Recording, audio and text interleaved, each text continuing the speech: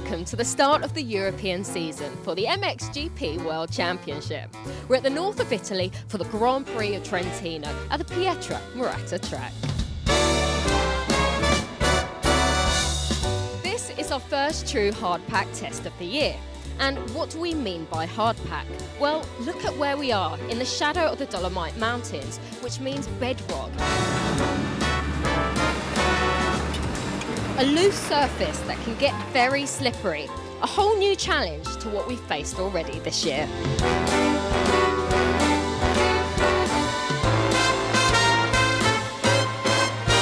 Europe also means the paddock has morphed back into its more glamorous form, with factory rigs like this one and hospitality units rising up, playing host to the riders, teams and fans all weekend and for the rest of the season.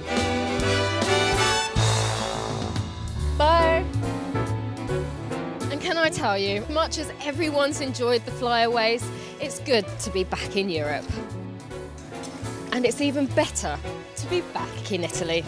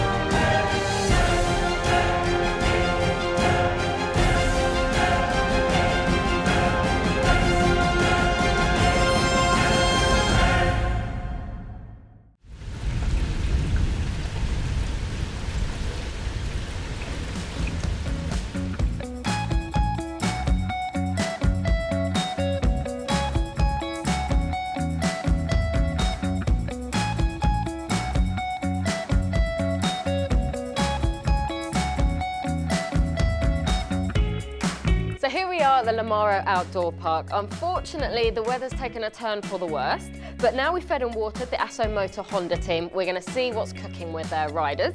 First up is Alessandro Lupino. Hi, Lisa. Hey, how's it going? Good, thank you. And you? Very well, thank you. We're 4 races in now. Here in Italy, you're full-time now on the 450. Tell us about the team, because I know it's their first year in motocross, but not their first year in racing. Does that make your job as a rider more difficult?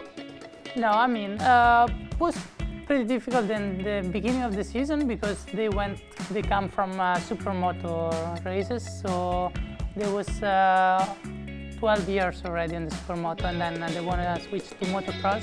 And when it came to talk to me, I was pretty satisfied about them, because also Andrea Bartolini is our teacher and our team manager, together and Alfredo Bellacqua. So they will improve a lot, and the beginning was difficult because we have to try more than normal. What sort of technical challenges have you faced so far this year? Yeah, in the beginning there was pretty impressing about this winter when we were riding, and there was such a bad day in raining. And then they say, you go riding with this weather? I say, yeah, for sure, we have to. And they say, yeah, but will be really muddy, the track. I say that's motocross. So they come, for that it was difficult for them, but they take you quickly on that, and now they know they have to clean more the bike, and it's not supermoto, and you have asphalt, so, but they like it a lot, and everybody do a great job.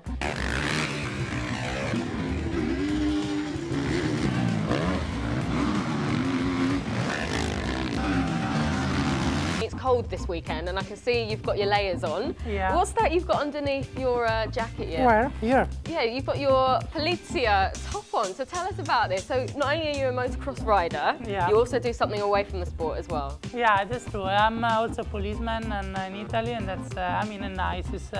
I'm proud to be, and for sure for my country.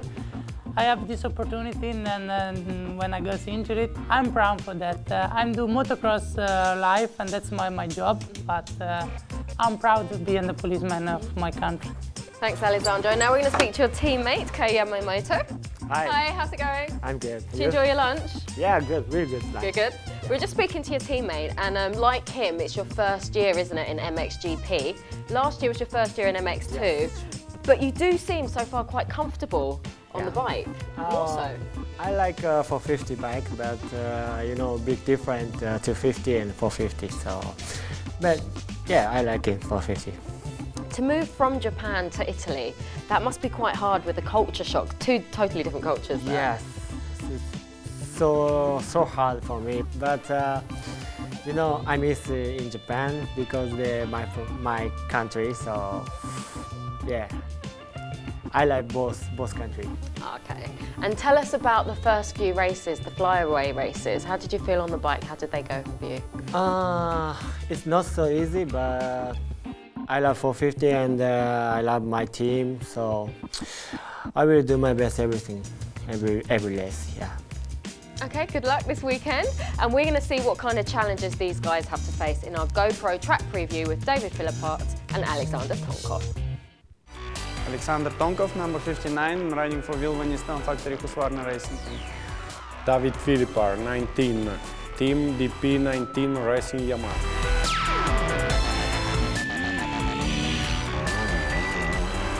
Flat start straight, about 80 metres to turn 1, and it's quite tricky through there as well. Very narrow, 90 degrees, under the Fox hole shot sign, and then slightly uphill into turn 2. Again, pretty tricky through there. A jump prior to the finish line, and then up into turn 3. Drops away, off-cambered through the left-hander that is turn 4, and already you can see how rocky this circuit is going to get throughout the course of the weekend. Up onto the plateau, and then over the Ippon step-up jump. Possibly the highest point of the circuit before swinging left, dropping 90 degrees downhill into one of the slowest corners on the track. Hard on the brakes, and a very tricky inside rut through there, catching 1 or 2 riders out in the practice sessions. Uphill, left over the small tabletop, and then right in front of the Monster Energy station, we have the biggest tabletop on the circuit, around 20 odd meters, 22 meters, something like that. And then through the left-hander, over another step up. And the furthest point away from the start line here, this 180 degree left-hand turn. Immediately on the exit, we have a series of waves. And then this through the right-hander, drops slightly downhill into this off-cambered turn. Easy on the gas when you go uphill. Stepping over and dropping down the other side. This is where the main spectator area is going to be. Most of the noise on race day from the fans.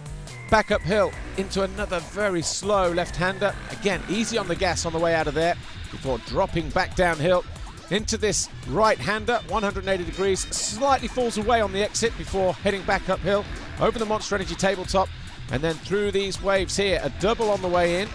And if you get it right, you can triple double on the way down. And this is behind the pit lane area. Into the left-hander. We exit there under the Trentino banner, over the jump, onto the straight past the pit lane, into what is the penultimate corner, but also turn 1, and then the final corner, the right-hander, over the small jump, and the Monster Energy finish line jump awaits. And that's a lap of Pietro Murata. Now we've seen what the track is like, it's time to get ready. Tensions are running high as the riders are busy preparing their gate. It's crunch time. It's time for MX2 Race 1.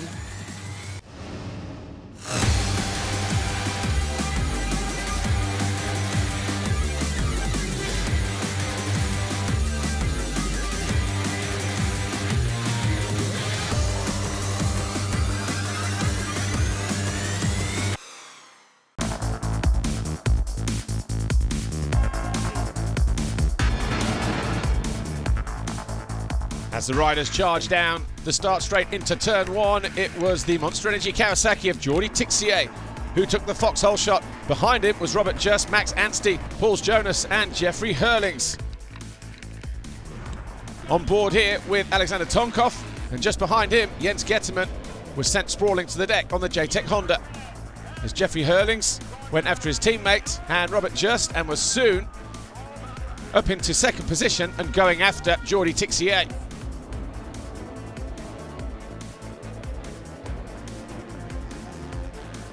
Once past the two riders ahead of him, he went after Tixier, made an easy pass by the end of the first lap. Jeffrey Hurlings was on his way to what looks like a victory in race 1, but there was still a long way to go. Tixier wasn't letting Hurlings off the hook. A little bit further behind, Tim Geiser and Max Anstey battled over 4th and 5th place. And once he was past the Kawasaki rider, Geiser then went after Paul Jonas on the KTM. Dylan Ferrandis didn't make a great start outside of the top 10, but did his best to charge his way through to somewhere close to the top 5. As Anstey then went after Jonas, eventually went through at the 3rd attempt. That put him up into 4th place. Valentin Guyot and Alexander Tonkov, they battled, and it was Guyot who eventually came home in 6th position, as Jeremy Siwa came home in 7th on the Rockstar Energy Suzuki number 91. Jordi Tixier then came under pressure from Tim Geiser, who eventually found his way through on the Garibaldi Honda, and that pass put the Slovenian into 2nd position, right in front of his fans. But the gap was just too big to make up to Jeffrey Hurlings, whose blistering pace on the opening lap saw him go from 6th to the lead, and it was Hurlings who was victorious.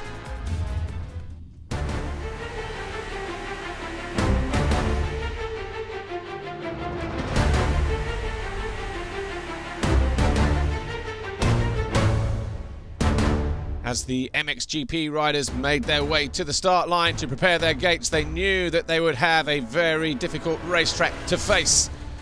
More than 250 riders out on track this weekend, turning the Pietra Murata circuit into something of a very rugged landscape. But it was Tony Cairoli who grabbed the foxhole shot in race 1. And behind him was Max Nagel, Ryan Villopoto, Clement de Sal in around about 5th place through the first few corners. In front of a sellout crowd here, Cairoli tried to pull clear of his rivals, as Gauthier Paulin was buried just inside the top 10. The HRC Honda rider went after Romain Fevre, Clement de Sal and Ryan Villopoto, as Tony Cairoli had his hands full with Max Nagel and the Husqvarna. The crowd were on their feet as Cairoli rode a defensive line to prevent the German from finding a way through. Romain Fevre was also having a great ride on the factory Yamaha 461, but he came under pressure for a few laps from the HRC Honda rider of Gauthier Paulin. This was the battle for 5th place. A mistake from Fevre allowed Gauthier Paulin an easy route through, and that would get him into 5th position. But the gap at the front was closing all the time. Cairoli under pressure from Nagel, Villopoto and Clement de Sal. Cairoli having 1 or 2 anxious moments, constantly looking over the shoulder to see which way Nagel was prepared to line up next. There was a little bit of bar banging action between the two protagonists. Cairoli winning out that little battle, whilst at the same time Clement de Sal found his way into 3rd, passing the American Ryan Villopoto. He then set his sights on Nagel and Cairoli. Cairoli didn't want to disappoint the fans here in Italy, and it was he who took the checkered flag in race 1. Nagel was 2nd, de Sal was 3rd.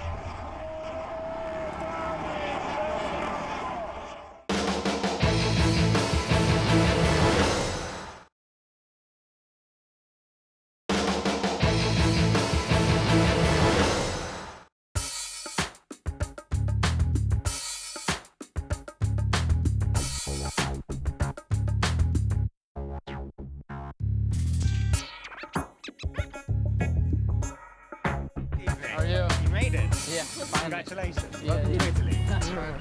Hey, Christian.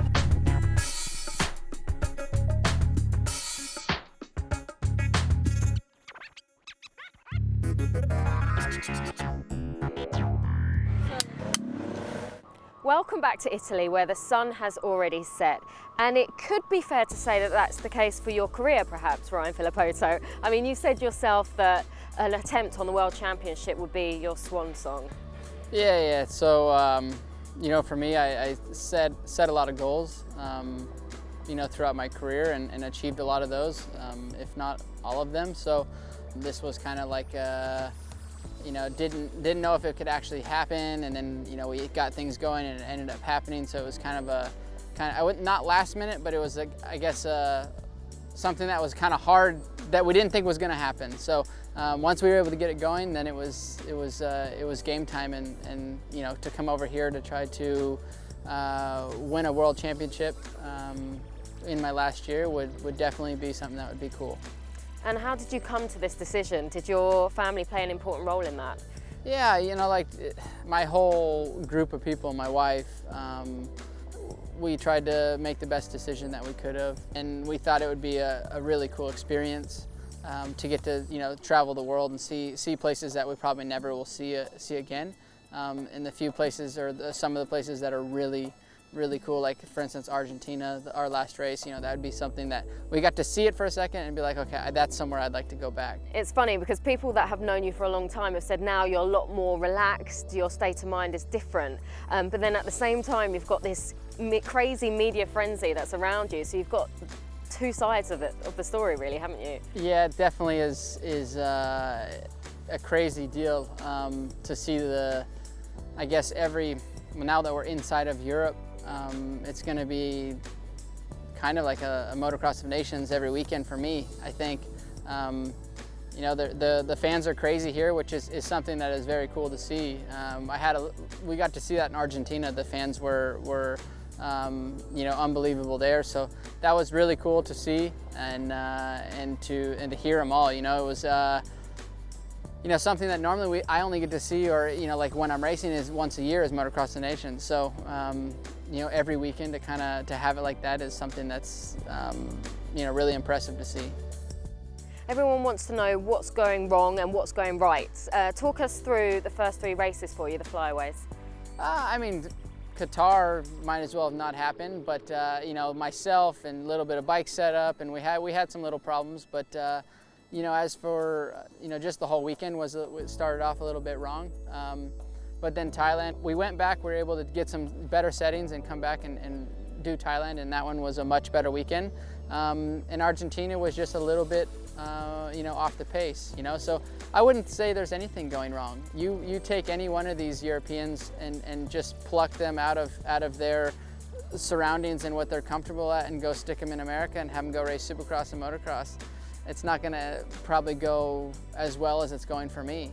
So far, you know, I'm not doing well. I'm not doing great at it, but I think I'm doing okay.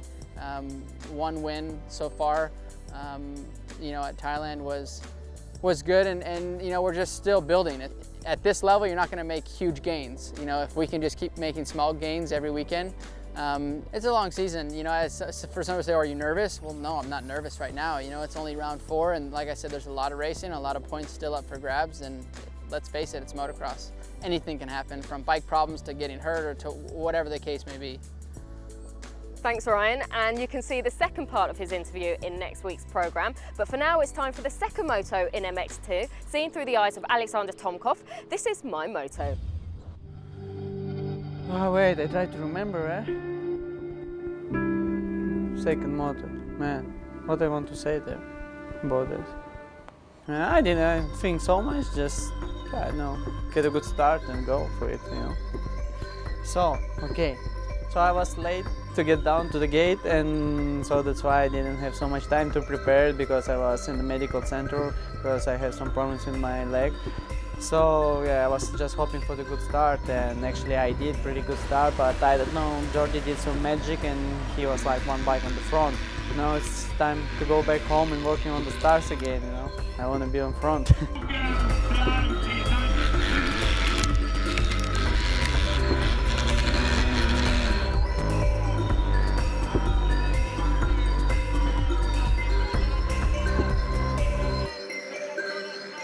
I was pretty comfortable, so I think Jeffrey was coming, but he was still not so close, and I think behind Jeffrey it was still pretty big gap, so I was pretty comfortable. Yeah, Jeffrey was coming, but it's Jeffrey, you know, so the track was gnarly, you know, the bumps was everywhere and they was big.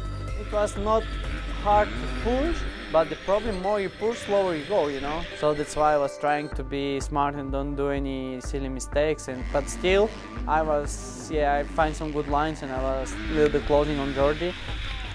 I was understanding how many points I lose, you know, and I know every point is important. This weekend, what not I expect for sure.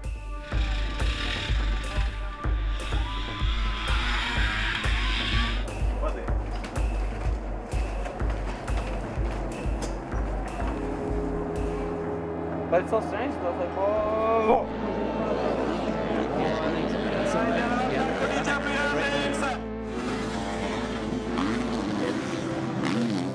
When you are leading the Grand Prix, it's really tough because everybody is pushing you, you are in front and they chase you. 3 laps before the finish I did mistake, almost crash, and then also the lap riders was in front of me and they blocked me a little bit.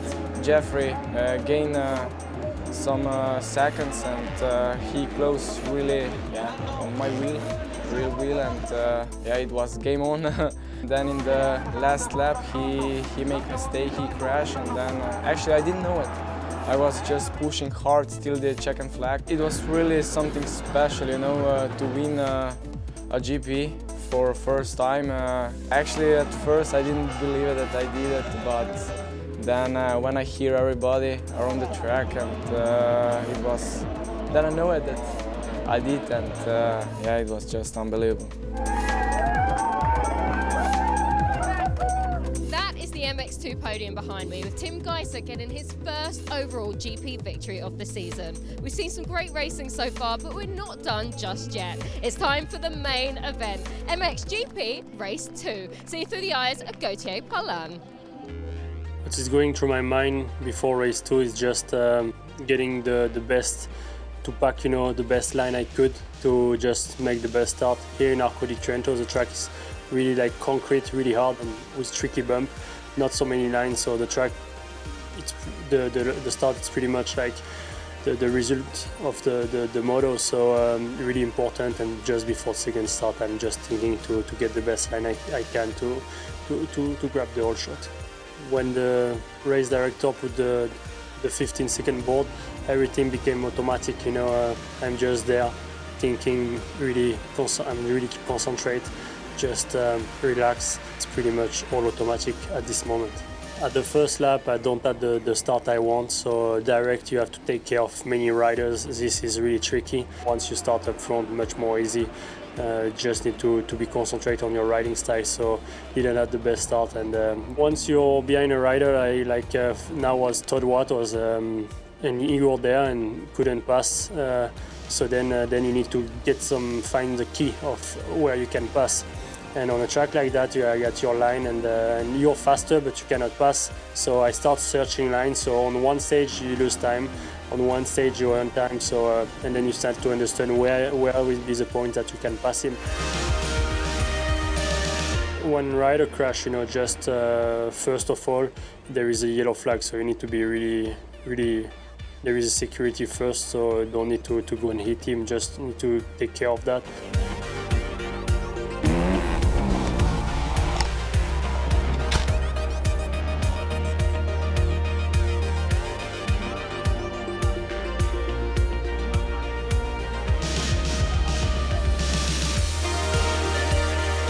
Try to don't lose so much time. Try to have some security with the rider who's on the ground.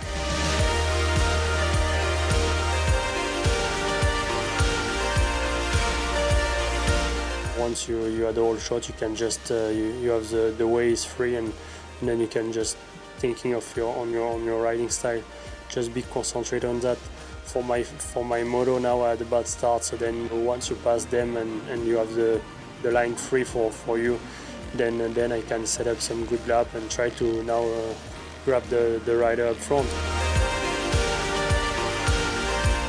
Just even if I'm fifth, just try to be at the same rhythm as the leader of the moto, and so this is the goal. And like when I get back on the rider, whatever his name is, my feeling is just to give everything to go and catch him, you know, and that's until the last corner, until the last second.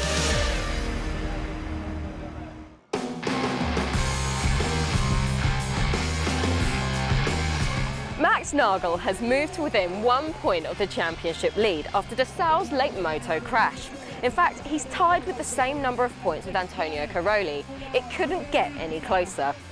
With Villopoto barely limping away from his crash and only 1 week before the next race in Valkenswaard, it's touch and go as to how fit he'll be as he tries to claw back the points he's lost this weekend.